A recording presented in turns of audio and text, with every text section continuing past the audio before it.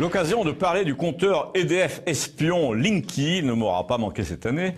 De nombreuses personnes m'ont écrit pour me dire que cet intrus dans leur maison représentait un danger, que sa pose obligatoire était antidémocratique, que les reniflages à distance de cet appareil électronique étaient inquiétants et que son empreinte magnétique dans la maison pouvait donner le cancer ou que sais-je. Mais généralement, les premiers arguments contre l'EDF et surtout contre la grossièreté avec laquelle on traite l'usager, proviennent du fameux réajustement tarifaire qui intervient 3 ans après, à l'initiative du Conseil d'État, encore lui, lequel n'a rien trouvé de mieux que d'exiger un rappel de facturation après plusieurs années.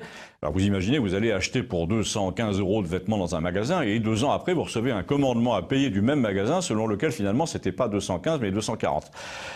Parce qu'il y a eu une erreur.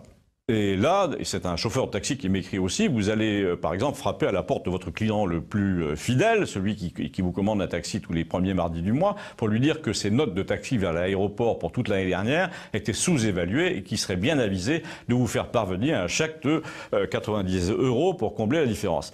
Donc le vrai problème dans tout ça, c'est l'incroyable outrecuidance de la puissance publique qui fait absolument ce qu'elle veut sans punir les coupables, qui fait ce qu'elle veut en plus en remontant le temps.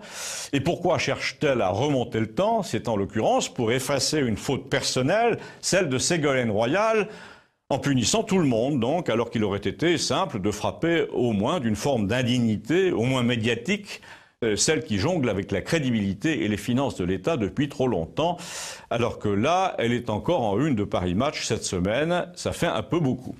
Je ne vais pas vous parler des finances du Poitou, des voitures électriques, d'autres l'ont fait et je ne connais pas le dossier, en plus il paraît qu'il est très mauvais pour l'attention. Mais ce qu'on a oublié, c'est qu'il y a un peu moins de 2 ans, Ségolène Royal annonce comme ça à la radio, pour se faire mousser, que la hausse de 5% des tarifs prévus pour le mois d'août est annulée. C'est tout juste si elle n'ajoute pas « merci qui ». 20 minutes après, le cours de l'action EDF décroche de 10% dans la journée. Ça fait tout de même beaucoup pour un caquetage intempestif à la radio. 3,5 milliards d'euros partis en fumée, des milliards qu'à l'époque, l'État aurait bien aimé tirer de la vente du capital déprécié par cette madame sans gêne. Mais bon, n'y revenons pas. Revenons plutôt à nos Français à qui on réclame, 3 ans après, une régularisation rétroactive du prix de l'électricité, sans rien dire de l'imbécilité à qui nous devons tout cela. Car parmi toutes les lettres que j'ai reçues à ce sujet, aucune ne fait le lien avec la baisse du prix de l'électricité décrétée par une politicienne délirante et par un Premier ministre qui a voulu la ménager en couvrant ses erreurs.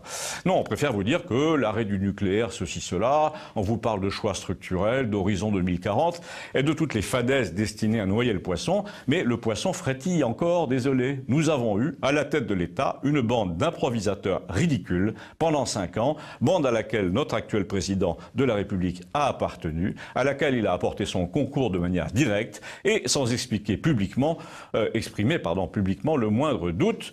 Une bande qu'il a laissée non seulement avec une grosse ardoise, mais avec un dernier budget décrété insincère, c'est-à-dire frauduleux, mensonger, selon la Cour des comptes, un budget dont le ministre des Finances, qui n'était autre que lui-même, Emmanuel Macron, ignorait tout, jurait cracher.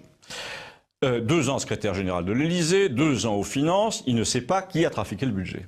Alors l'avoir comme président dans ces conditions est un peu inquiétant. Que peut-il encore ignorer de compromettant en ce moment et que nous n'apprendrons que dans 2 ou 3 ans, on ne sait pas. Dans ce contexte, s'il est vrai que le compteur Linky nous espionne, il y a même des gens qui croient qu'il écoute les conversations, on peut se demander si ce n'est pas pour faire remonter vers Bercy les propos des citoyens et pour les dénoncer à on ne sait quelle milice de la vérité obligatoire.